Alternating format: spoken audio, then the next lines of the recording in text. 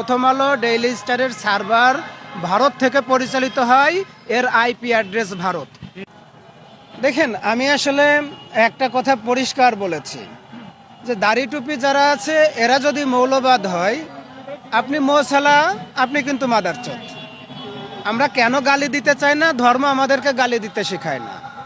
আপনি সারা বিশ্ব ঘুরে আমাকে 5টা ভিডিও দেখাতে পারবেন না যেখানে বাইবেল, কোনো মুসলিম বাইবেল পুড়িয়ে দিয়েছে।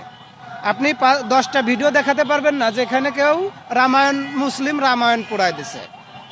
আমি শুধু একটা কথা আপনাদের মাধ্যমে পরিষ্কার ভাষায় বলে দিতে চাই, প্রথম আলো ডেইলি স্টার এটা ভাঙার জন্যে, পুরানোর জন্যে সুযোগ করে দেওয়া হয়েছে।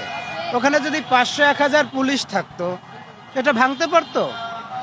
এই অফিসগুলো পুরানোর পরেই মাত্র 18 মিনিটের ভিতর আমরা দেখেছি ডেইলি স্টারের সার্ভার ওপেন হয়ে গেছে।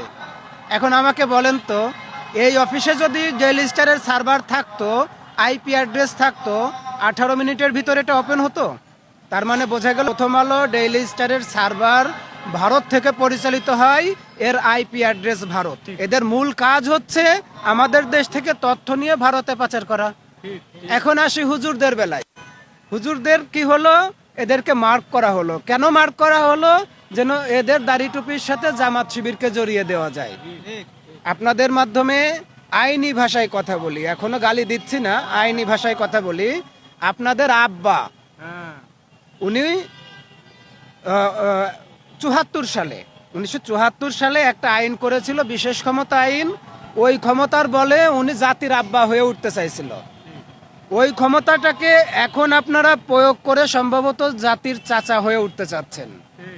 আপনাদের চাচা চুলার মতো কিছু থাকবে না, সব কিছু উপরে ফেলবো যদি ফ্যাসিস্টের সময়ের কোনো আইন প্রয়োগ করে, দাড়ি টুপি হোক আর দাড়ি টুপি ছাড়া হোক, কাউকে যদি আপনারা দ্বিতীয়বার গ্রেপ্তার করেন, হয়রানি করার চেষ্টা করেন।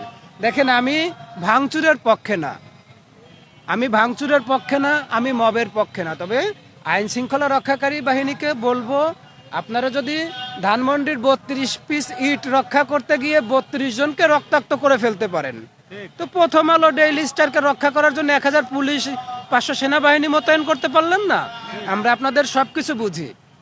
আমরা এই ডাল ভাত খেয়ে বড় হয়ে জেনজির এখানে এসে বুঝছি যে আমাদের নিজেদেরকে কিভাবে রক্ষা করতে হয়। আমরা তো আপনাদেরকে আক্রমণ করতে চাই না।